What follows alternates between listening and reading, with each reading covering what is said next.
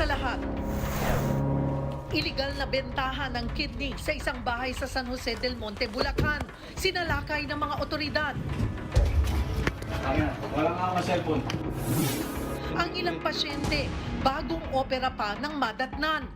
9 na organ donor ang nasagip, habang 3 ang inaresto.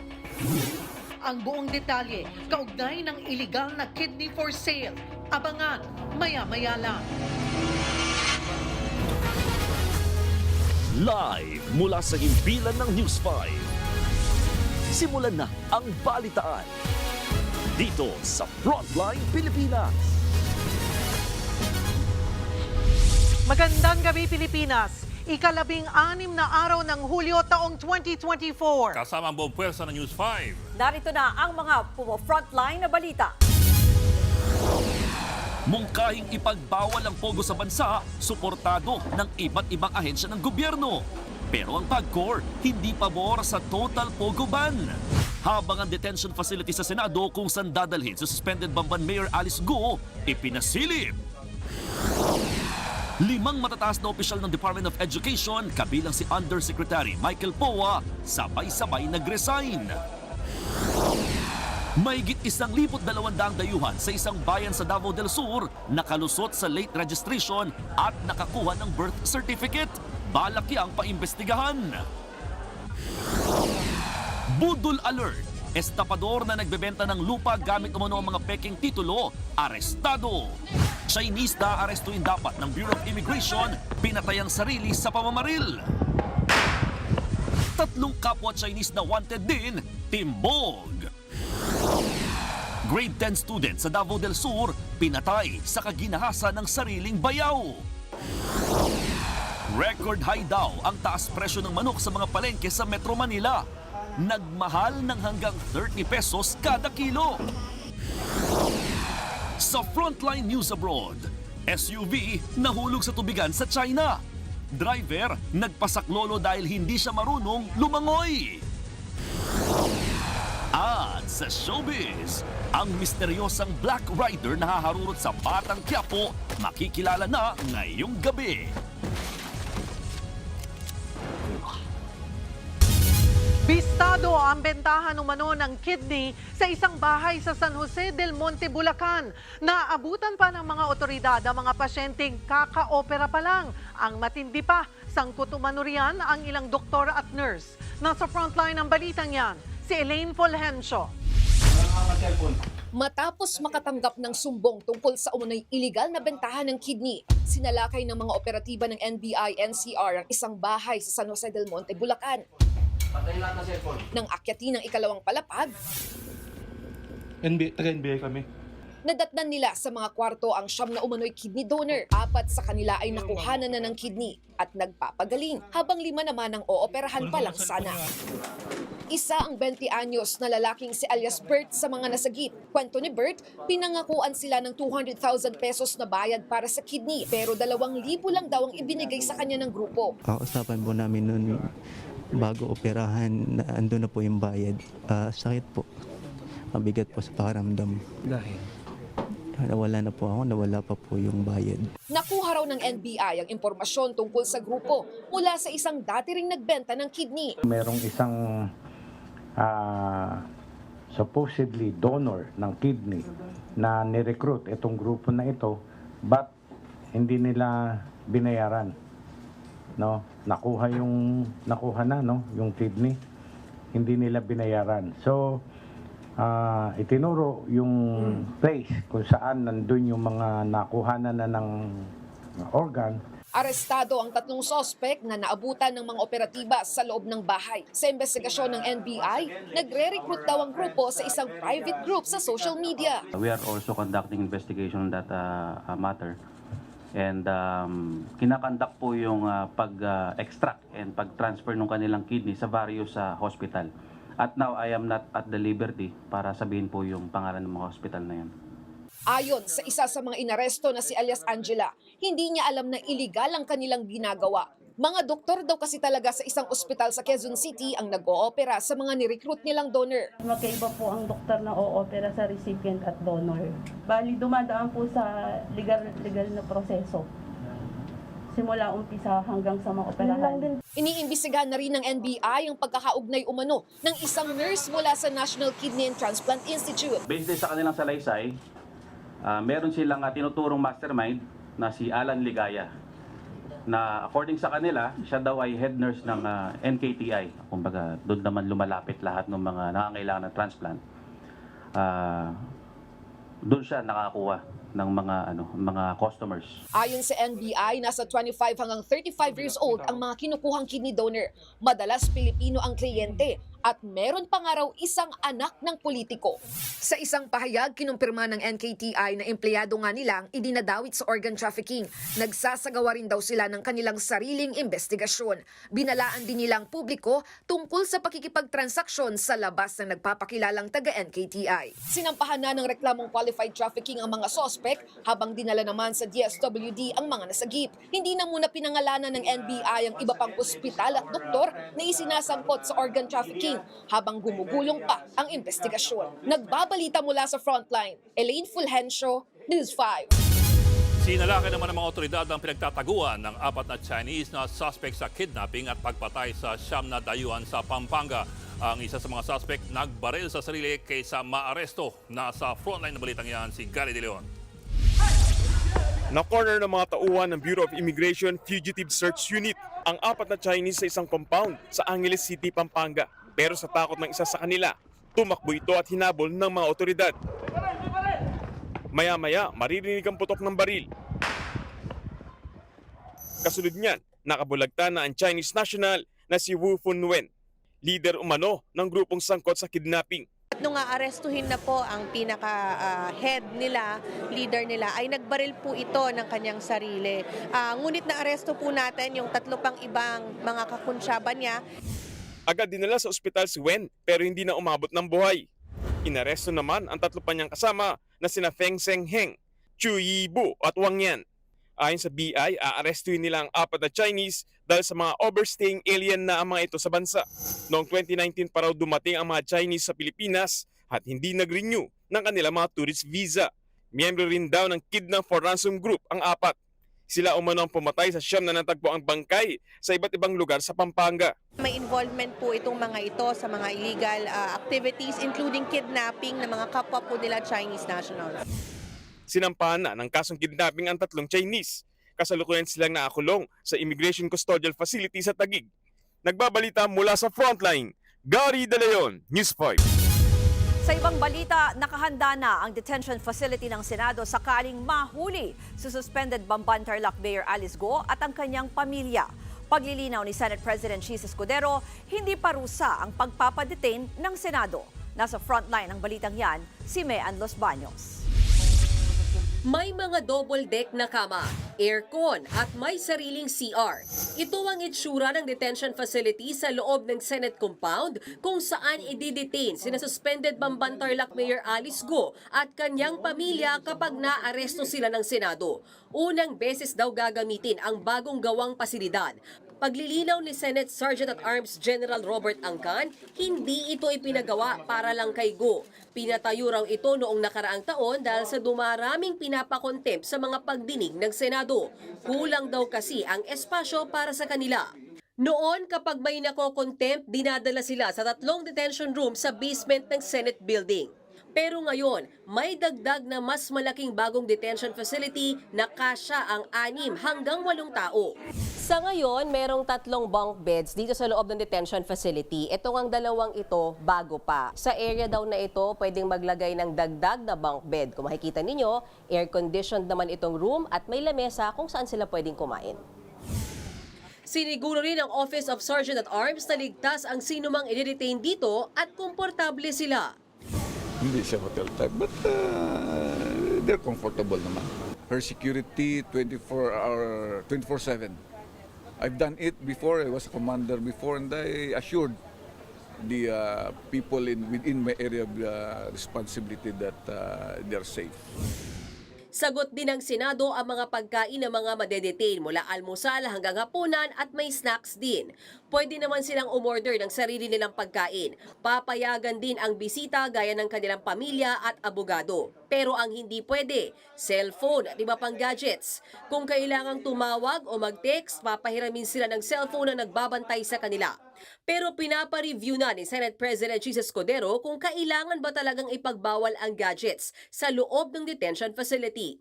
Wala akong nakikitang dahilan kung bakit hindi. Hindi naman mga drug lord to na pwede nilang pagpatuloy yung kanilang operasyon sa loob ng detention. Pangalawa, wala naman ako nakikitang delikadong kaganapan na magdetect sila na mapuga sila mula sa detention facility. Dagdag pa ni Escudero, hindi naman kulungan ang pasilidad. Hindi rin daw ito parusa sa mga resource person, kundi para lang masigurong dadalo sila sa pagdinig ng Senado. Katunayan, pwedeng lumabas-labas para magpaaraw ang mga nakadetain. Araw-araw din silang sumasailalim sa check-up. Sa kabila niyan, ang tanong, nasa na ba si Mayor Go at ang kanyang pamilya? Walang makapagsabi niyan.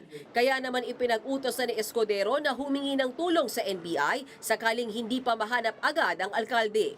Nagbabalita mula sa Frontline, Mean Los Baños, News 5. Banta raw sa seguridad ng bansa ang POGO. Maging ang mga ahensya ng pamahalaan, suportadong ipagbawal na ito. Pero ang PAGCOR hindi pabor sa total POGO ban. Nagbabalik si Mean Los Baños.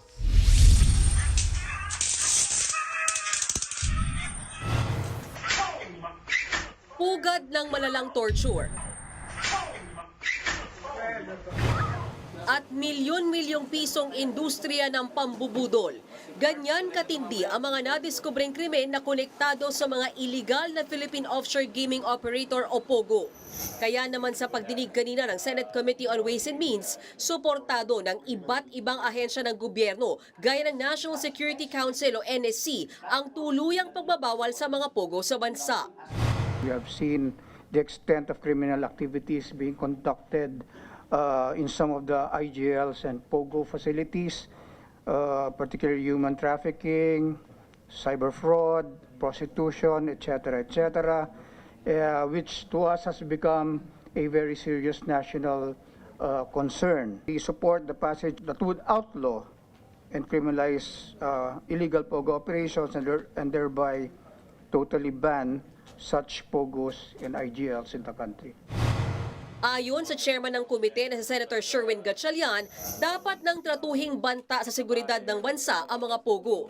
Hawak na raw kasi ng mga sindikato ang ilang POGO hub. We are already seeing red flags. In my opinion, we should not wait for the detonation of a bigger scenario. I think the red flags should be enough for us to declare it as a national security threat. Pati seguridad ni Gatchalian nalalagay rin sa alanganin dahil sa investigasyon ng kanyang komite sa mga POGO. Inireport niya sa Pasay City Police ang mga natatanggap niyang death threat. Noong July 4, napag-alaman daw ng staff ni Gatchalian na may video na kumakalat online na nagbabanta sa kanyang seguridad. Pero tuloy pa rin ang mga pagdinig tungkol sa mga isyu ng POGO at ang usapin kung dapat na ba itong i-ban. Suportado ng economic agencies ang POGO ban. Ayon sa Department of Finance, kahit aabot ng 166 billion pesos ang kita ng bansa mula sa mga POGO, aabot naman sa mahigit 265 billion pesos ang mawawalang investment dahil sa masamang reputasyon na nakukuha ng ating bansa dahil din sa mga POGO. Kaya suma total, halos 100 billion pesos ang nawawala sa ating ekonomiya. There's an impact to investment. So basically, there's lower investments because of POGO activities. And we know that if there are more investment, we could have actually collected taxes from these supposed investments if they have come in. So again, you have to balance out. And in this particular case, we can see that the costs are definitely higher than the benefits. Tingin din ng NEDA makakatulong sa Pilipinas ang POGO ban. Kung magpapatuloy daw kasi ang POGO operation sa bansa, baka i-blacklist tayo ng China kung saan illegal ang POGO. Kapag nangyari yan, 144 billion pesos ang posibleng mawalang kita sa ating turismo. Napag-usapan din sa pagdinig ang tungkol sa may 20,000 Pinoy Pogo workers na mawawalan ng trabaho oras na ipasara ang mga Pogo hubs sa bansa. Kaya suhestyon ng Department of Finance baka pwedeng hindi biglain ang pagpapatigil sa Pogo operations. Sabi naman ng Department of Labor and Employment, makakatulong sila sa mga maapektuhan ng trabaho sa pamamagitan ng pagbibigay ng skills training. Pero ang PAGCOR mismo, hindi raw sang-ayon sa total Pogo ban. Kaya naman daw itong i-regulate at tanggalin na lang ang mga illegal na Pogo. Sa ngayon, 43 legal na Pogo company ang mahigpit na binabantayan ng PAGCOR.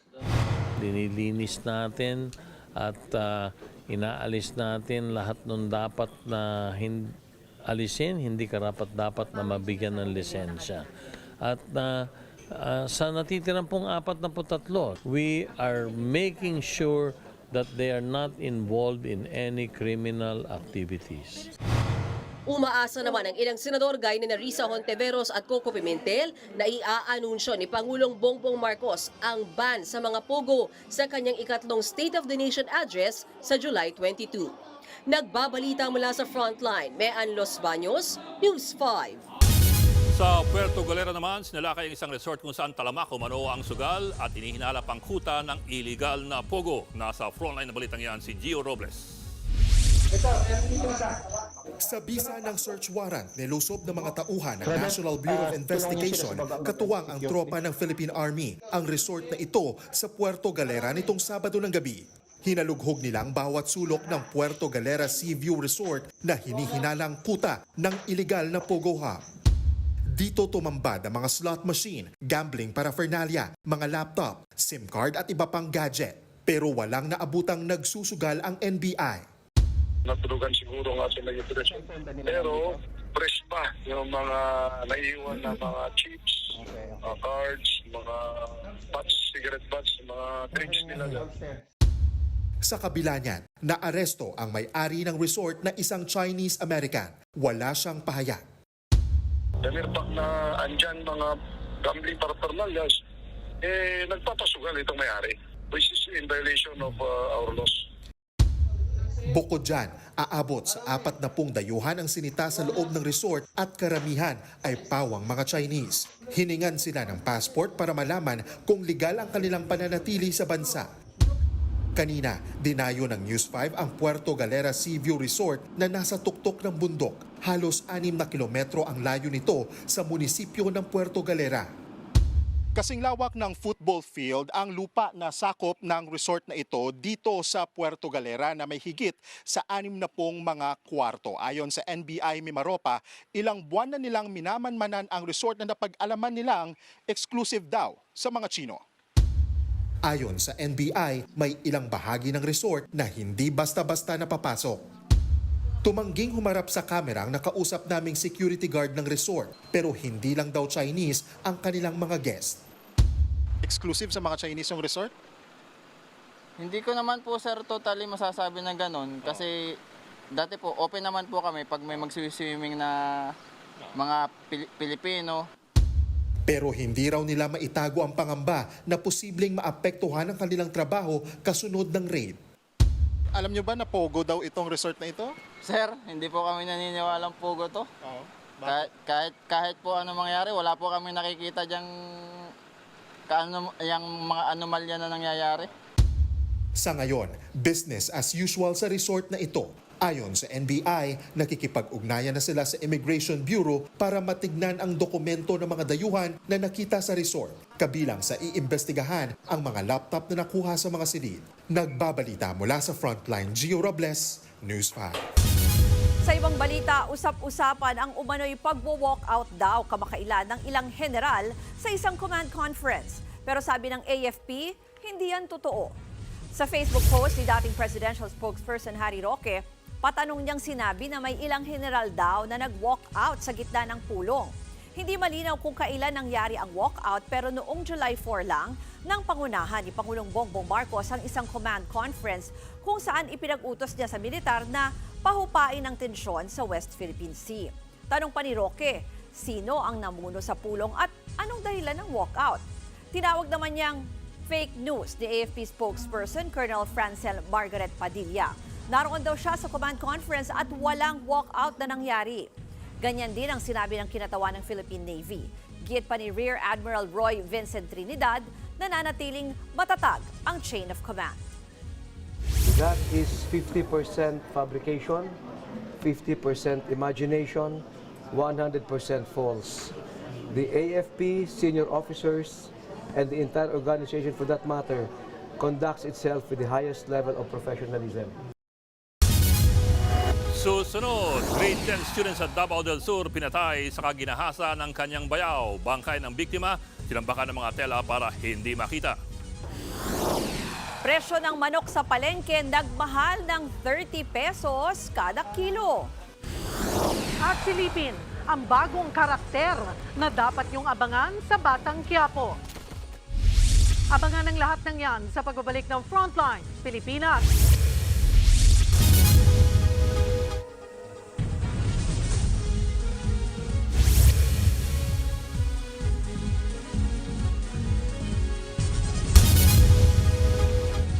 Mga kapatid, Julius Babaw po.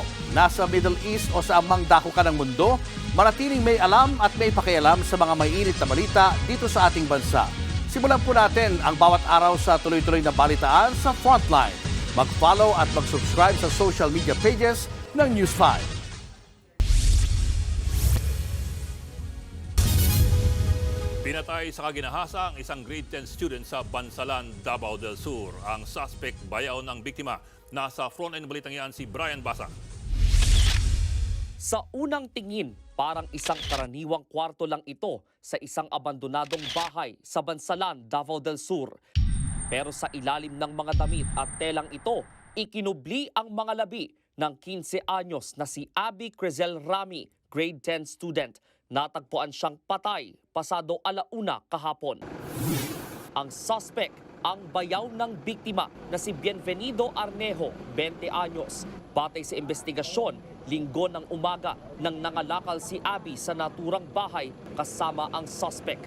Nang maghatian sila sa benta, nauwi raw yan sa pagtatalo hanggang sa mapatay ni Arnejo ang biktima. Pinalo raw ng suspect ng kahoy sa ulo ang dalagita na ikinamatay nito. Hindi na na-recover ng otoridad ang ginamit na pamalo sa krimen.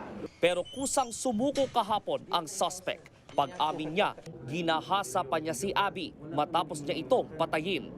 Wala na ako sa tama nga una-una. Wala na ako sa tamang pag-iisip nung ginawa ko yun. Humihingi na lang ako sa mga manugang ko, pati sa mga bayaw ko. Sana mapatawad nila ako. Desidido naman ang pamilya ng dalagita na idemanda si Arnejo. Sakit kayo, sakit kayo. Nag-describe na lang nila. Inana akong anak, balik dire. Bangag na sa mat. Wala magina kung nagipasakitan akong mga anak. Nakakulong ngayon sa Bansalan Police Station ang suspect. Nagbabalita mula sa Frontline, Brian Basa, News 5. Budol alert! Hindi bababa sa 30 ang nabiktima ng isang estapador sa Cavite. Nagbenta siya ng lupa gamit ang mga peking titulo. Nasa frontline ng balitang yan, Simon Gualvez. Nakalak. Mag-iisang oras na kinatok at pilit pinabababa ng mga tauhan ng PNP-CIDG Cavite ang nagmamaneho ng SUV na ito sa isang parking lot sa Kawit, Cavite. 5 arrest warrant ang inihain sa kanya para sa kasong estafa. Ang driver nakipagmatigasan at bahagya lamang binuksan ng bintana. Pero makalipas ang ilang sandali, Ikaw po ay may karapatan manahimik o magsawalan ko. Ano man yung sasabihin ay maaaring nandito pagor o laban sa sabi. sumama rin sa mga pulis ang driver na si Jane Rosel Pacumio Aprao, 34 years old. Ang kanyang modus, magbebenta ng lupa sa Cavite sa murang halaga gamit umano ang mga peking titulo. Yung pong market value ng lupa, umaabot po siya ng 5 to 8 million, mga ganyan po, sa market value. However, napapalabas po niya ng 1.5, 2.5. Yun po yung offer. You would be enticed talaga na parang tapos pinapakitaan ka po right away ng certified true copy. Nandun po yung modus na parang minamadali yung pong client. Number 1 most wanted sa Cavite City si Aprao, habang number 6 most wanted siya sa Calabarzon noong nakaraang taon. Dati nang naaresto ang sospek sa parehong krimen, pero nakakapagpiyansa. Nahatulan na rin siyang guilty sa isa sa mga kasong estafa. Tingin ng mga pulis, hindi bababa sa 30 ang mga nabiktima na ng sospek sa Calabarzon at ilang bahagi ng Metro Manila. Dito pa nga lang sa Cavite, aabot na sa 10 ang mga kasong isinampa sa sospek na ongoing ngayon ang mga pagdinig. Isa sa mga nabudol ang dating OFW na si Rose, hindi niya tunay na pangalan. Aabot sa 1 milyong piso ang pikit mata raw niyang ibinigay sa sospek bilang down payment sa lupa sa Alfonso, Cavite. Nabudol siya ng sospek, lalo't hindi niya nabusisi kung totoo o peke ang mga ipinakitang papeles. Sa hard-earned money, hindi kami mayaman, OFW yung asawa ko. So parang nagtitiis ka na malayo, mabait siya kausap, magaling siya mangbola, paawa effect na she needs money. Sobrang mahal na po ng lote dyan. Sobrang mahal na talaga. So yung sa kanya, bubulagin kanya sa price. Tumanggi na magkomento ang sospek na nakakulong ngayon sa Bureau of Jail Management and Penology sa Imus, Cavite. Babala ng mga pulis, talamak ang mga nagbebenta ng peking titulo o mayroong multiple claimant ng lupa lalo na sa Upland, Cavite. Kaya dapat magtungo sa Registry of Deeds para malaman ng mga detalye tungkol sa bibilhing lupa para hindi mauwi sa bangungot ang inyong dream house and lot. Nagbabalita mula sa Frontline, Mon Gualvez, News 5. Dumako naman tayo sa presyo ng mga bilihin. Nako, magtipid dahil 30 pesos kada kilo ang iminahal ng manok sa mga palengke. Nasa frontline ng balitang yan, si Shaila Francisco. Kung noong nakaraang linggo, 185 hanggang 220 pesos kada kilo ang presyo ng isang buong manok. Ngayon, naglalaro na sa 190 hanggang 250 pesos ang presyo nito sa mga palengke sa Metro Manila. 30 pesos ang iminahal. Record high daw ang taas presyong yan ayon sa mga nagtitinda. Kaya si Lani na nagbebenta ng mga ulam, dumidiskarte na lang muna. Binabawi na lang niya sa hiwa ng manok. Nililiitan na lang namin yung size ng manok para hindi masyadong, para marami pa rin tignan. Pero ganun pa rin. Oo, marami nang nagrereklamo sa presyo sa namin. Niliitan namin yung tantad kasi nga mataas. Paliwanag ng United Broilers Raisers Association, ang taas presyo sa manok ay bunsod ng kumonting supply. Marami raw kasi ang nagbawas ng produksyon matapos malugi kasunod ng oversupply noong huling bahagi ng 2023. Pero ayon sa grupo, masyadong mataas ang 250 pesos kada kilo. Kaya posibleng may nagmamanipula umano sa presyo. Well, 250 sa retail, no? It should be record high yan, no? Now, the question is, yung iba kasi, they try to take advantage ng supply situation. Kung sa isang palengke, wala talaga silang makuha at sila lang ang meron, susubukan talaga nilang 250. Ang mga tindera naman pati nagbebenta ng fried chicken sa kanto, umaaray na rin. Sobra po, hindi namin inaasahan sa ganitong buwan. Ang alam namin, by December, maaari pa. Pero ngayon, lagi kong tinatanong sa kinukuhanan ko, anong dahilan, bakit ang taas? Pero wala naman silang masagot. Kasi daw mataas daw ang live ngayon. May posibilidad talaga na tataas na yung Kasi ang alangan naman, wala kang kikitain, magtitinda ka, wala logi talaga. Ayon sa Department of Agriculture, nakikipagdialogo sila sa mga nag-aalaga at nagbebenta ng manok para mapababa ang presyo. Tinatanong namin kung ano yung mga gusto nilang programa para may tulong namin para makarebound sila. Tinitingnan namin yung mga alternative raw materials for feeds kasi yan ang nagpapamahal sa production. Nagbabalita mula sa Frontline, Shaila Francisco, News 5. Pasadahan na natin ang mga showbiz update this Tuesday. Ipakikilala na ang mysterious Black Rider na kaharurot sa Batang Quiapo. Sa pasilip ng serye, ipinakita ang ating femme fatale na sumunod sa ating bidang si Tanggol played by Coco Martin. Ang Black Rider sumabak agad sa bakbakan at barilan.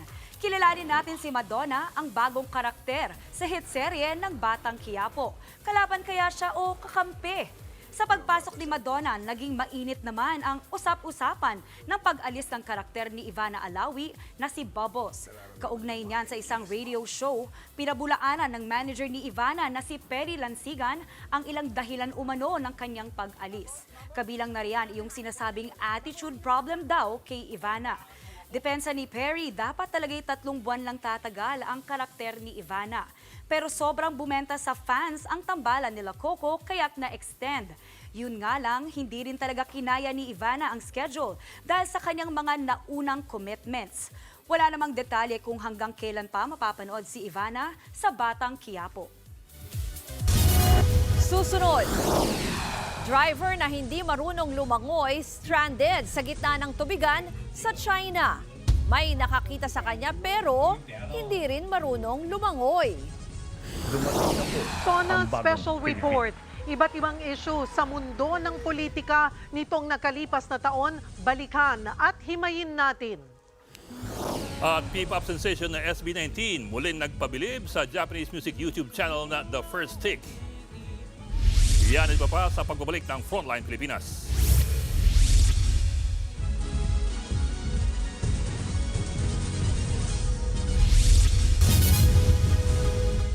Mga kapatid, Julius Babaw po, nasa Middle East o saan mang dako ka ng mundo, manatiling may alam at may pakialam sa mga mainit na balita dito sa ating bansa. Simulan po natin ang bawat araw sa tuloy-tuloy na balitaan sa Frontline. Mag-follow at mag-subscribe sa social media pages ng News 5.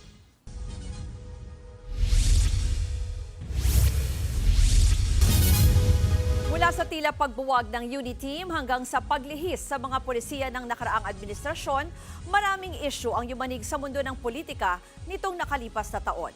Balikan natin yan sa ating special report. Dumating na po ang bagong Pilipinas. Sa pagbuo ng inaasam na bagong Pilipinas, kasama ng Pangulo simulat sa pool ang kanyang biseng si Sara Duterte. UNITEAM ang kanilang pakilala pero wala pa sa kalahati ng termino ng administrasyon, tuluyan na nga bang nabuwag ang UNITEAM? It does not change anything for the UNITEAM. Depende lang kung ano yung positioning ni Inday Sara. Pagdating ng eleksyon, siya ba ay nasa administrasyon o siya ba ay nasa oposisyon? The Vice President has already established a different persona compared to her father. She's more circumspect, and she speaks only when she feels really needed to speak. So in other words, I really don't see her becoming not opposition but opposing critic of the president. Pero iba raw ang tulak ng bibig sa kabig ng dibdib ni VP Sara, lalo na sa iba't ibang issue na salungat sa tinutungtungan ng Administrasyong Marcos. Chacha o charter change ang sinusulong ng mga kampi kay Marcos. Kontra rito ang mga Duterte. Liderato ng Senado ang naging tila danyos ng banggaang yan. Sa Kongreso, minsan ang nagbanggaan ang Senado at Kamara sa issue ng charter change. Bagamat nananatili pa rin naman ang supermajority o mayorya ng mga miyembro ng Kongreso, kaalyado ng administrasyon. Pero inaasahang magbabago pa yan habang papalapit ang eleksyon. The president is still halfway to his presidency. And again, there's so much more to be had and there are promises still to be kept. Lumihis din ng daan si Pangulong Marcos sa tinahak ng dating Pangulong Duterte. Napalaya si dating Senador Laila de Lima na nakulong sa nakaraang administrasyon. Nagpapatuloy ang drug war pero ayaw ni Marcos ng marahas na estilo. Taliwas sa shoot to kill ni Duterte. Kung namayagpag ang POGO o Philippine Offshore Gambling Operators noong panahon ng dating Pangulo, sinimula ng sunod-sunod na raid sa mga iligal na POGO sa ilalim ni Pangulong Marcos. At kung masigasig si Pangulong Marcos na magsalita tungkol sa pambubuli ng China sa West Philippine Sea, iba si VP Sara. Ang tila nagtakda ng huling sayaw ng UNITEAM ang pagbibitiw ni VP Sara bilang kalihim ng DepEd. Isa nga bang pangakong napako ang unity ni Pangulong Bongbong Marcos? Sino-sino ang mananatili sa bangka o magtatalon na sa iba. Pagiging malinaw na yan sa mga susunod na araw kung paanong uusad ang mga isusulong na batas ng Malacanang. Nagbabalita mula sa Frontline, Ruth Cabal, News 5. Susunod, pagsagip sa motorisang nahulog sa water reservoir sa China, pahirapan dahil hindi marunong lumangoy ang sumaklolo. Tutok lang mga kapatid, magbabalik pa ang Frontline Pilipinas. Mga kapatid, Jig Manikad po, nasa Middle East o saan mang dako ka ng mundo manatiling may alam at may pakialam sa mga mainit na balita dito sa ating bansa. Simulan natin ang bawat araw sa tuloy-tuloy na balitaan sa Frontline. Mag-follow at mag-subscribe sa social media pages ng News 5.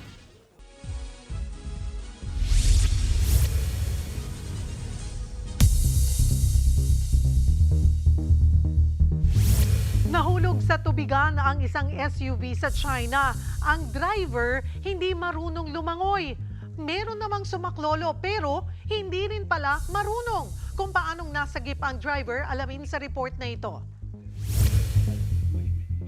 Sa water reservoir na ito sa Hunan Province, China, bigla na lang nagdire-diretso ang isang SUV hanggang sa tuluyang nahulog sa tubig. Mula sa bintana, lumabas ang sasakyan ng driver at sumampa sa bubong ng SUV. Napunta na sa gitna ng tubigan ang sasakyan pero hindi makatalo ng driver dahil hindi siya marunong lumangoy. Makalipas ang ilang minuto, isang rider ang napadaan sa lugar. Ang problema, hindi rin siya marunong lumangoy. Kaya naghanap siya ng mahabang kawayan, saka iniabot sa driver. Yun nga lang, nahulog ang kawayan sa tubig. Sa puntong ito, unti-unti nang lumulubog ang sasakyan. Buti na lang may dalawang napadaan sa lugar at agad lumangoy ang isa. Dito na nasagip ang driver. Ayon sa biktima, nawalan siya ng kontrol sa sasakyan kaya nahulog siya sa tubig. Hindi naman siya nasugatan. Wala namang detalye sa kung anong nangyari sa nahulog na SUV. Nagbabalita mula sa Frontline, Gerard de la Peña, News 5. What's up mga kapatid, isa na namang successful na palarong pambansa ang nagsara today at malaking pasasalamat ng lahat ng atleta sa host this year, Cebu City. Present sa closing ceremony si outgoing DepEd Secretary at Vice President Sara Duterte kasama ni Cebu Governor Gwen Garcia at Cebu Acting Mayor Raymond Arvin Garcia. Andun din si Ilocos Norte Governor Matthew Manotoc dahil in-announce na din na ang sunod na host ng palarong pambansa ay ang Ilocos Norte next year. Nakuha ng NCR ang kanilang 17th straight na overall championship at nag-uwi ng 98 gold medal, 66 na silver at 74 na bronze. Second place ang Calabarzon with 57 golds, 51 silvers and 53 na bronze. Podium finish din ang Western Visayas at sumunod ang Davao Region at Central Visayas. Sa PBA, tuloy ang player movement sa liga at Magnolia naman ang kumilos para makuha si Xavier Lucero galing sa Northport Batang Pier. Malaking addition si dating number 5 pick para sa kupunan na gutom na para sa championship. Unang sumabak si Lucero sa PBA noong March at nag-ambag agad ng 12 points, 5.4 rebounds, 2 assists and 1 steal per game. Pero kinailangan pakawalan ng hot shots ang kanilang Spitfire point guard Gio Halalon at reliable big man Abu Tratter. Parehong player ang regular sa rotation ni Coach Tito Victolero kaya abangan natin paano mag-a-adjust ang kupunan sa bago nilang roster. Huwag kayong alis mga kapatid, may sports pa tayo mamaya.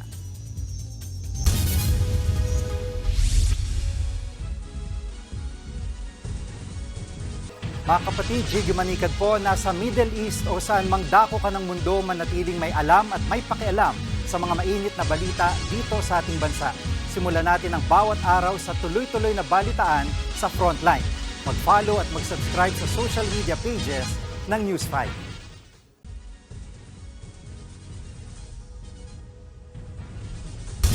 Nagsanib puwersa na ang mga pinagkakatiwalaang news organization sa bansa. Ito ay para magatid ng komprensibo at tapat na impormasyon. Makatutulong yan sa mga botante para makapili ng tama sa 2025 elections. Nasa frontline ng balitang yan, si Maricel Halim. 10 buwan bago ang 2025 midterm elections, inilunsad ang pinakamalaki at pinakamalawak na election coverage sa Pilipinas. Ito ang Bilang Pilipino 2025. Bayan ang ipanalo. Bilang Pilipino has been our media group's comprehensive coverage across broadcast, radio, and print platforms. And the campaign aims to inform voters what the candidates stand for and the roles of elected officials, and as much as possible to ensure that the proper counting of the votes are made in the course of the elections. Sa pinagsama-samang puwersa ng News 5, Signal, One News, 1PH, Radyo 5, Philippine Star, Filipino Star Ngayon, The Freeman, Business World, PLDT at Smart, ibibigay sa publiko ang mga impormasyong dapat malaman para sa tamang pagpili ng mga kandidato. Makakaasa rin ang mga Pilipino ng patas at tapat na pamamahayag. Ang pagtrato natin dyan ay katulad din ng pagtrato natin sa mga balita na inihahatid natin araw-araw. No?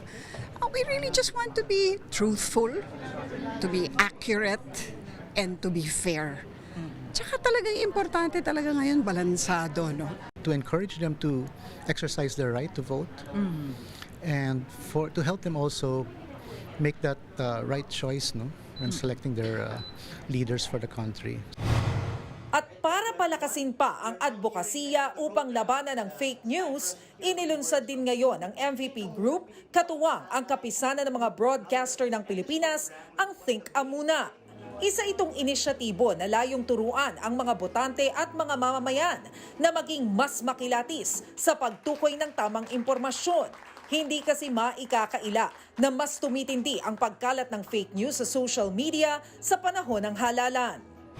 I think it's our mission na to help yung mga Pilipino natin, mga kababayan natin to discern more clearly kung ano yung totoo at saka kung ano yung fake news. Nariyan din ang banta ng mga gumagamit ng artificial intelligence o AI para magpalaganap ng fake news. We just really want to teach the public that when they consume information na stop, look, and think kung tama ba yung nakikita nila bago sila mag-click, mag-share, bago nila i-like, diba? So we're teaching them to develop critical thinking skills. Bilang kinatawan ng mga mamamahayag na magsusulong ng mga advokasiyang ito, present sa launching kanina ng Bilang Pilipino 2025, bayan ng ipanalo ang mga respetadong journalists na sina Cheryl Cosim, Jay Taruk, Gretchen Ho at Ted Failon. Nagbabalita mula sa Frontline, Maricel Halili, News 5. Nagsagawa ng intrusive patrol ang barko ng China Coast Guard sa Lubang Island sa West Philippine Sea. Meron ba tayong dapat ikabahala riyan? Alamin sa Frontline Report ni JC Cosico. Isang barko ng China Coast Guard ang namonitor ng Philippine Navy. 60 nautical miles kanluran ng Lubang Island sa West Philippine Sea. Ayon sa maritime security expert na si Ray Powell, nagsagawa raw ang barko ng China ng intrusive patrol sa karagatang sakop ng Pilipinas. Kabilang ang barkong yan sa nambomba ng tubig sa mga barko ng Pilipinas sa Baho de Masinloc noong Abril. Sa kabila niyan, hindi naaalarma ang Philippine Navy. It was a continuous passage, freedom of navigation. Pero kumpara noong mga nakalipas na buwan, bumaba ngayon ang bilang ng Chinese vessel sa West Philippine Sea. Noong July 9 hanggang 15, nasa 100 na lang ang mga barko ng China na naglalayag doon. Hindi pa naman masabi ng Philippine Navy kung may kaugnayan yan sa bilateral consultation mechanism na isinagawa ng China at Pilipinas kamakailan. Apart from that, we haven't seen any other activity that would indicate changes in the behavior of the PLA Navy, Coast Guard, and the Maritime Militia. Susunod naman daw ang Philippine Navy at AFP sa utos ni Pangulong Bongbong Marcos na pahupain ang tensyon sa West Philippine Sea. Ang China naman daw kasi ang nagpapalala ng tensyon sa dagat. Dumating naman sa Pilipinas si US Joint Chiefs of Staff Chairman Air Force General Charles Q. Brown Jr. Nakipagpulong siya kay AFP Chief of Staff Romeo Browner Jr. at iba pang opisyal ng AFP. Tinalakay nila ang pagpapaigting sa bilateral defense cooperation at pagpapalakas sa joint military exercises. pinapakita nito na yung sinasabi nila na solid yung commitment ng US in this alliance, no. If you look at the activities that are happening, continuous naman tayo sa lahat ng mga activities that are involving the US. Nagbabalita mula sa Frontline, JC Cosico, News 5. Sa ibang balita, pinaiimbestigahan na ang mga dinoktor o manong birth certificates ng mga Chinese sa Davao del Sur. Kaduda-duda raw yan, kaya hinihigpitan ngayon ang proseso sa mga late na nagpaparehistro. Nasa frontline ng balitang yan, si Marian Enriquez. Ngayong araw nilakad ng 44 anyos na si Virginia ang marriage contract ng kanyang mga magulang. Requirement ito sa pag-a-apply niya ng late registration ng birth certificate. Kukuha po nga po ako ng passport. Kisasama ko kasi ako ng MUS na UK. Ngayon kailangan ko by August or September makakuha ko ng passport. Aminado si Virginia, nahihirapan siya sa pabalik-balik na pag-aayos ng mga requirement. Ilan pa sa mga hiningi ng City Hall ang voter certification mula sa COMELEC, Certificate of Indigency mula sa barangay, at mga ID gaya ng SSS at PhilHealth. Ang ganitong requirements kailangan na raw matapos higpitan ng PSA ang pag-apply ng delayed birth registration. Nag-ugat yan sa halos 100 lang noong 2023 at biglang naging 1,200 falsified birth certificate na nabisto sa local civil registrar ng Santa Cruz, Davao del Sur. Una nang isiniwalat noon ni Senator Win Gatchalian na naglalaro umano sa 300,000 pesos ang bentahan ng pineking birth certificate base mismo sa nakausap niya sa Chinese community. Ang fake na tinutukoy natin dito ay yung mga entries. Yun, no? opo. Mga entries. So, ibig sabihin, merong naganap na mali doon sa pagre-rehistro. So, ito yung mga kaso na sinasabi natin na during the time of registration, there are falsified documents that were submitted or there are fraudulent information that were entered by the local civil registrar. Sa ngayon, suspendido na ang local civil registrar ng Santa Cruz, Davao del Sur habang iniimbestigahan ang nangyari. Pero bukod sa Davao, may 21 iba pang local civil registrar ang iniimbestigahan din ng PSA. Para maiwasan na yan, naglabas na ng bagong memorandum circular ang ahensya. Dito mas hinigpitan ng requirements ng mga mag-a-apply sa delayed registration. Kapag bata, kailangan humarap mismo ang parehong magulang o guardian. Pero kapag 18 anyos naman pataas, kailangan personal na magpakita sa local civil registrar ang aplikante. Dapat rehistrado na siya sa Philippine Identification System, may bitbit na front-facing photograph, at kailangan magpasa ng proof of identification ng magulang. Bukod sa mas mahigpit na requirements, nakikipag-ugnayan na rin ang PSA sa ibang ahensya para makabuo ng back channel at ma-verify ang mga birth certificate na pinapasa kapag kumukuha ng ibang legal documents. Ayon sa PSA, kapag napatunayang dinoktor ang birth certificate ng isang tao, automatic silang maghahain ng petition for cancellation sa Office of the Solicitor General. Ayon naman kay Senator Risa Hontiveros, malinaw na banta sa national security ang nabistong mga dinoktor na birth certificate. Lalo't ganito rin ang ginamit ng mga dayuhang sangkot sa mga illegal na pogo. Tinawag namang tip of the iceberg pa lang ni Senate President Cheese Escudero ang mga nadiskubring birth certificate sa Davao. Kaya ayon kay Senate Minority Leader Coco Pimentel, dapat yang imbestigahan. Nagbabalita mula sa Frontline, Marian Enriquez, News 5. Huli naman ang isang Chinese na nagtangkang pumasok ng Pilipinas gamit ang isang Filipino passport. Sa counter ng Bureau of Immigration sa NAIA Terminal 3 naharang ang isang Chen Quan Wang kaninang umaga. Sa kanyang passport na inisyu ng DFA, nakasulat ang pangalang Steven Macaraeg Herrera. Napakita pa siya ng kopya ng late registered birth certificate. Pero agad nagduda ang mga tauhan ng immigration dahil hindi naman marunong magtagalog ang lalaki. Sa interrogation, umamin din ang lalaki na isa nga siyang Chinese, pero di pa malinaw kung saan niya nakuha ang passport. Inaalam na kung ilang beses itong nagamit ng Chinese. Naaalarma naman ang ahensya dahil sa dumaraming bilang ng mga dayuhan na may mga passport at dokumento mula Pilipinas kahit hindi naman sila Pilipino. Inaalam pa po natin kung ano yung mga circumstances, pero ito po specifically taong ito is a holder of a permanent residence visa here in the Philippines with his Chinese identity. Pero ginamit niya po siguro ang kanyang Philippine passport upang ma-evade po ang ilang mga bagay. Mukhang sindikato involved in giving Philippine documents to foreign nationals are still at work.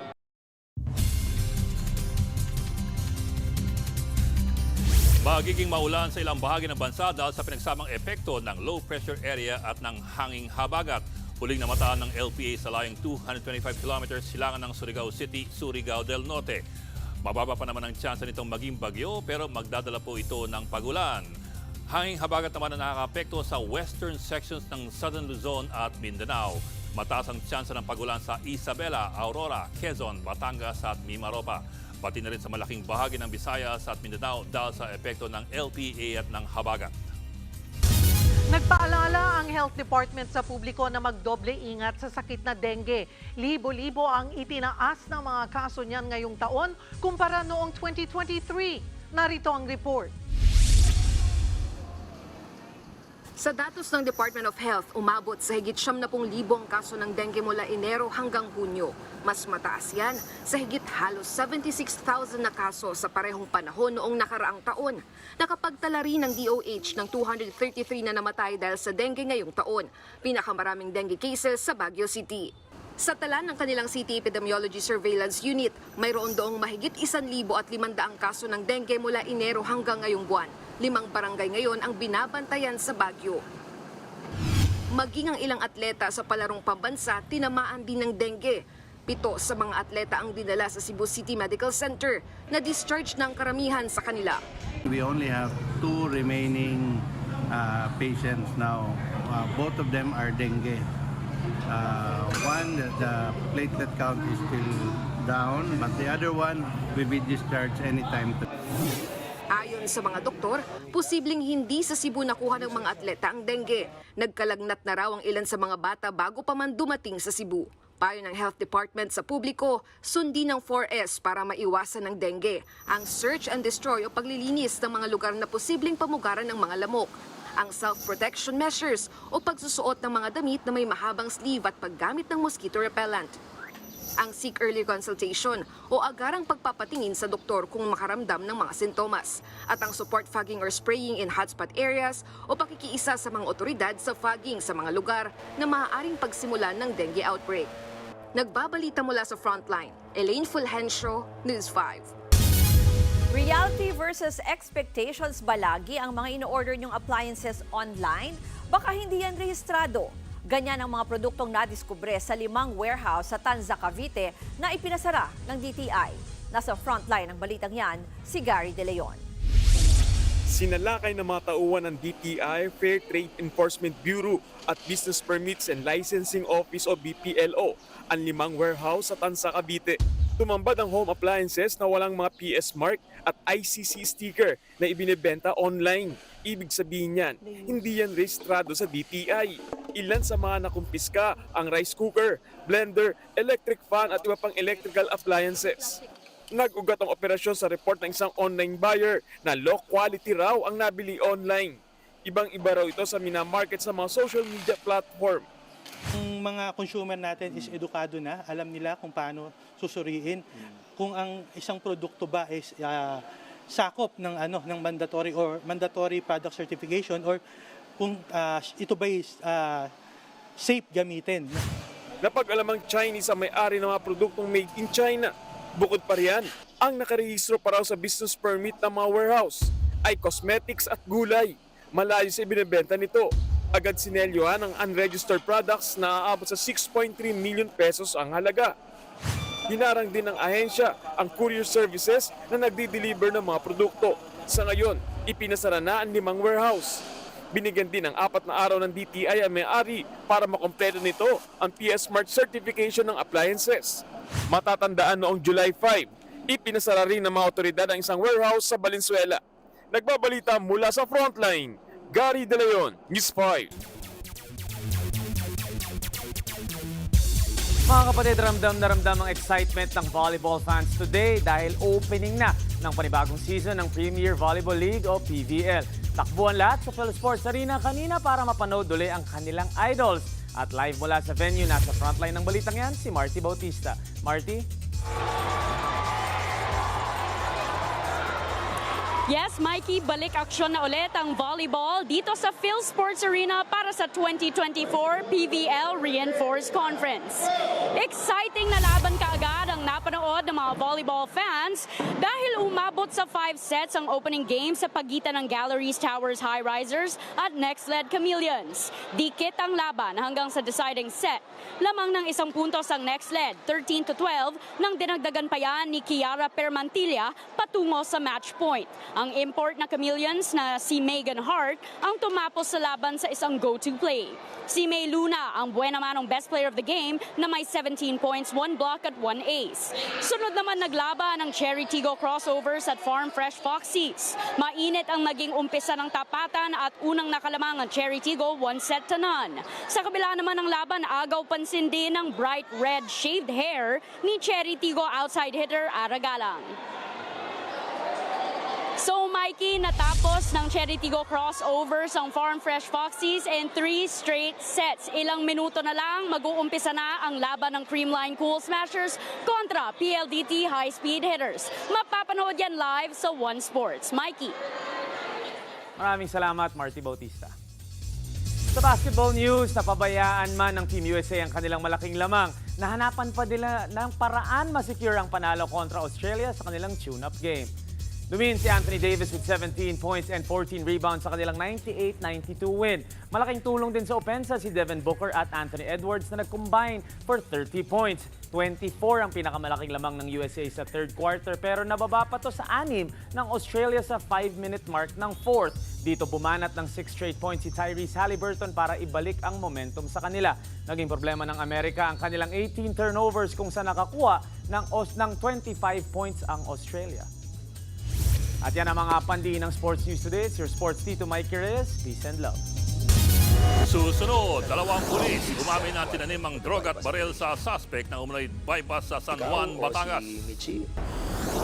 At Tom Cruise humanga sa disaster film The Twisters, tampok ang kanyang kaibigang si Glenn Powell. Tuloy-tuloy pa ang makabuluhang balitaan sa pagbabalik ng Frontline Pilipinas.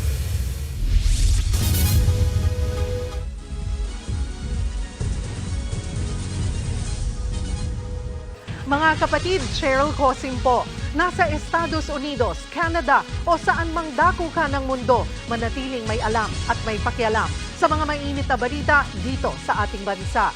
Simulan natin ang bawat araw sa tuloy-tuloy na balitaan sa Frontline. Mag-follow at mag-subscribe sa social media pages ng News 5.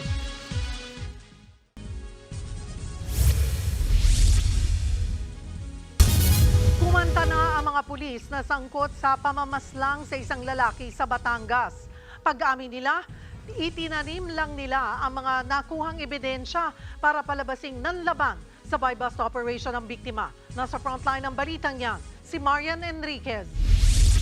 Matapos ilang beses tumanggi, umamin din ang 2 opisyal ng Batangas Provincial Police Office na wala talagang nangyaring buy-bust operation nang mapatay nila ang isang lalaki sa boundary ng Batangas at Chaong, Quezon noong May 28.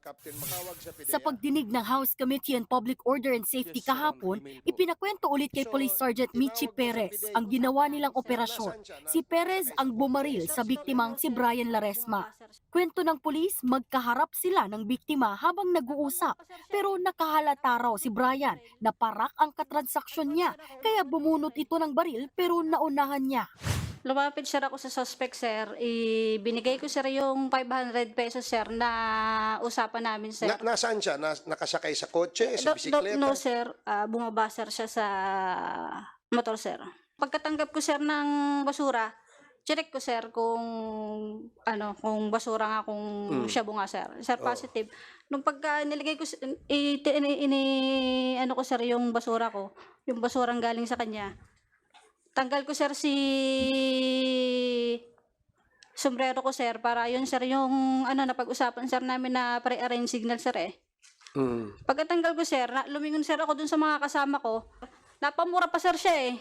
Tapos bunot niya yung baril. Agwat sir ako, umagwat ako sir eh. atras sir ako. Ayun sir, nagbiglaan na kami. Pinutokan niya ako sir. Napilitan na sir akong gamitin yung issued firearm ko sir. Pero ang testimonyang yan ni Perez nabuko rin kalaunan. Lumabas kasi sa pagdinig na sa likod ng hita ang tama ni Laresma. Kaya tanong ng mga kongresista, paano doon tumama ang bala kung talagang harap-harapan silang nagbarilan ni Perez? Nagsisinungaling ka eh. Ha? Kaya paano mo may papaliwanag yung ganon? Nagbayaran kayo, kinuha mo yung pera ni Brian, tapos nakita mo na bumunot, umatras ka ng 15 feet, tapos pumutok yung si Brian ng 2 beses, tapos gumanti ka.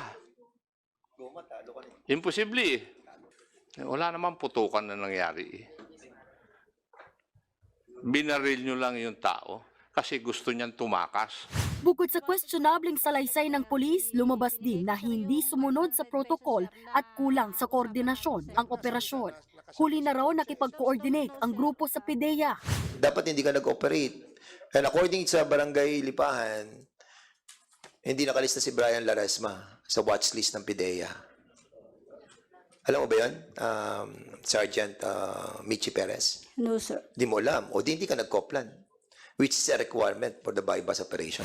Dahil halos na corner na, bago pa matapos ang pagdinig, humiling ng executive session sina Perez. Umamin din sila kalaunan na tinanim lang nila ang mga ebidensya at hindi talaga nagpaputok ng baril si Brian. Wala rin daw talagang nangyaring buy bust. Hindi nangyari yung pagbili mo ng droga. Yes or no lang yun. Yes sir. So hindi totoo yun. Yes sir. And even yung by baril si Brian, hindi totoo.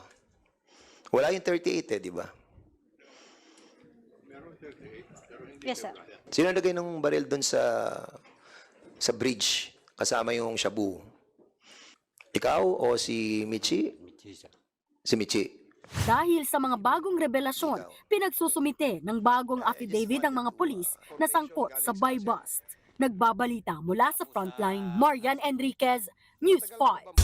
Higit 13 milyong pisong halaga ng shabu ang nakumpiska sa 2 suspect sa isang motel sa Maynila. Habang sa Taguig City, timbog ang 2 lalaking nahulihan ng shabu. Nasa frontline na balitang yan si Dave Abuel. Hindi nakapalag sa mga pulis ang 2 lalaking yan matapos mahuli sa bypass operation sa Taguig madaling araw kahapon. Itinuturing na high-value target sina alias John at alias Rodolfo. Nakuha sa kanilang 4 na sachet ng hininalang shabu na mahigit 700,000 piso ang halaga. Ayon sa mga pulis, si alias John talaga ang target ng operasyon. Kahuhuli lang sa kanya noong nakaraang buwan dahil din sa droga. 1 gram lang kasi yung nahuli sa kanya noon sa Ligid Tipas. Out on bail lang itong si alias John pero hindi pa rin natinag. Nagbenta pa rin ulit. Sa Maharlika at New Lower Bikutan daw nagbebenta sina alias John at tauhan niyang si alias Rodolfo. Inaalam pa kung saan nanggagaling ang supply nila ng droga. Yung pinaka-apply nitong mga yung mga nakukuhanan nila is unti na nating napipinpoint. Meron na kaming information kung nasaan itong mas malalaking tao sa kanila. No comment ang dalawa na maharap sa reklamong paglabag sa Comprehensive Dangerous Drugs Act of 2002. Tindog din sa bypass operation ang 2 suspect sa Sampaloc, Maynila. Nahuli sina Lovely Joy Gonzalez at Anthony Reyes sa isang motel kaninang madaling araw. Nakuha sa kanila ang 2 bloke ng hininalang shabu na may timbang na 2 kilo. Bukod pa yan sa 5 sachet ng hininala ring shabu. Sumatotal, nasa 13.6 million pesos ang halaga ng mga nakuhang droga. Mahaharap ang 2 sa mga kaukulang kaso. Habang sa Leyte, higit 4 na milyong pisong halaga ng shabu ang nakumpiska mula sa isang nakatakas na sospek. Ayon sa mga pulis, huhulihin na dapat nila si alias Lonnie nang bigla itong magpaputok sa kumaripas ng takbo. Pero naiwan niya ang isang sling bag na may lamang droga, baril at granada. Pinaghahanap pa rin ang sospek. Nagbabalita mula sa Frontline, Dave Abuel, News 5. Nauwi sa riot ng football fans ang championship game ng Argentina at Colombia matapos magkaubusan ng tickets sa laro sa Florida sa Amerika. What is going on here? What the heck? Sa sobrang desperado ng ilang gustong manood, umakyat at sinubukan nilang lumusot sa ventilation ng stadium. Ang ilan sa kanila kanya-kanyang akyat ng gate baka panood lang ng inaabangang championship game. Ang iba puwersahang tinulak ang gate ng stadium tsaka nakipaghabulan sa mga pulis. Dahil sa gulo, na-delay ng 1 oras ang laro. Ayon sa mga otoridad, hindi na na-control ang fans. Higit 30 ang naaresto. Sa Kuwait naman, nadiskubre naman ang isang malaking oil well na mayroong bilyong-bilyong reserbang krudo. Ayon sa Kuwait Petroleum Corporation, nakita nila ang oil well na may lawak na 96 square kilometers sa isla ng Failaka. Tinatayang nasa 3.2 billion barrels ng oil reserves ang mayroon doon. Katumbas daw yan ng produksyon ng langis ng buong Kuwait sa loob ng 3 taon. Kabilang ang Kuwait sa pinakamalaking producer ng langis ng Organization of the Petroleum Exporting Countries o OPEC.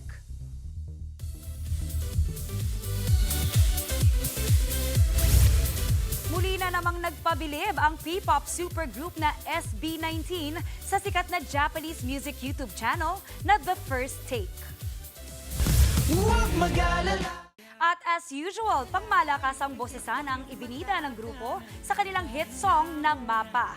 Gaya ng mensahe ng awitin, tagos sa puso ang naging performance ng Mahalima sa online show.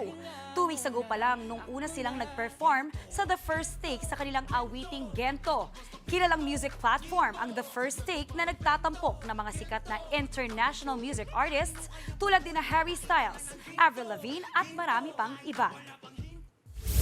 Make way for the Hollywood's It Boy today na si Glenn Powell. Ang box office actor at iba pa niyang co-cast members sa pelikula nilang Twisters nakakwentuhan pa ng News 5. Ibinahagi rin nila ang suporta ni OG actor na si Tom Cruise na na-amaze raw sa kanilang pelikula. Nasa frontline ng balitang yan, si MJ Marfori. Looks pala, mapapa-twist and turn ka na talaga sa datinga ng bagong Hollywood It Boy na si Glenn Powell. From Top Gun Maverick breakout role to box office hit rom-com, ngayon naman, bida siya sa sequel ng 1996 classic na Twister. As a storm chaser siya rito na for the internet views ang galawan. You're gonna chase storms because of social media? Was it that? I mean, you know, I think that's sort of like what the audience's expectation for who he is at the beginning is that's why he's doing it. You know, but at the end of the day, I think, you know, he's a man that's from this place, you know, who loves this community, and he's doing the entire social media element in order to kind of provide for people in a time of need. Kasama ni Glenn ang superstar British actress na si Daisy Edgar Jones at ang Hamilton na Transformers star na si Anthony Ramos. At ano to? Initsa-itsa at gumulong-gulong daw sila sa set dahil makatotohanan at minimal daw ang CGI na ginamit sa pelikula. Yan ang labanan ngayon sa Hollywood. The filming experience felt like we were in a storm so much of the time. It was wild. I mean, so much of what we did was actually for real. We didn't use much green screen. A lot of it was practical effects. They had horse trailers dropped on us, huge jet engine fans. They were throwing debris, wind, rain. The quest for movie audience support continues at nilevel up nga nila Glenn ang galawan. May mga viral TikTok entry sila. Si Glenn nag-adopt pa ng cutie doggy na si Brisket sa set ng pelikula. At ang pagpunta ni OG superstar Tom Cruise sa premiere night ng pelikula nila sa London. Si Anthony nga, di raw makapaniwala, lalo't hinahampas daw siya ni Tom Cruise habang nanunood ng pelikula. What? He had a few moments where he was just kind of hitting me on the shoulder, like, because he was excited about what he just saw, like he was excited about a moment and stuff. After like the 3rd time he did it, I just had a moment where I was like, it was like the 3rd time where I went, yo, thanks so much, Tom. Yeah, crazy. And then I was like, in my head, I'm like, yo, Tom Cruise keeps hitting you, like, because he's excited about what he's watching. Mauuna tayo sa ibang bansa dahil showing na bukas ang Twisters sa mga sinihan sa Pilipinas. Pak! Nagbabalita mula sa Frontline, MJ Marfori, News 5. Kung si Tom Cruise din ang hahampas sa akin, okay na. Okay lang. Alam mo, sa ibang bahagi ng bansa, pag may ipo-ipo, pinapabuto kanila yan ng baril. Dahil? Hulo. Oh, anong ibig sabihin daw? Sa bagay doon kasi lahat pinapaputukan eh. Kanina pinag-usapan natin yung original, hindi pa naabutan nila. Oo nga. Inabutan nyo na ba yun? Inabutan naman. Inabutan naman. nabutan Grade school lang sila. Abutan nga namin Bata pa. Armageddon. Pili ko nasa ano pa nga yun. Hindi Ano pa nila to? maintindihan. Laserdisc pa nung mga panahon ngayon. Di ba laserdisc yung malaking CD na gano'n? Panahon nila Armageddon. Huwag na natin sabihin kung anong naabutan natin. Ay, inabutan yung Betamax. Ano nga sabi? Ay, nako, huwag na tayo. Let's Ang not go Betamax there. namin, isaw na. Kasama ng isaw. Mga millennials. Kakalabasan. Yan po ang balitang impormasyong dapat niyong malaman sa araw na ito. Mga balita para sa mga may alam at may pakialam. Kami ang inyong mga kasangga sa Frontline Pilipinas.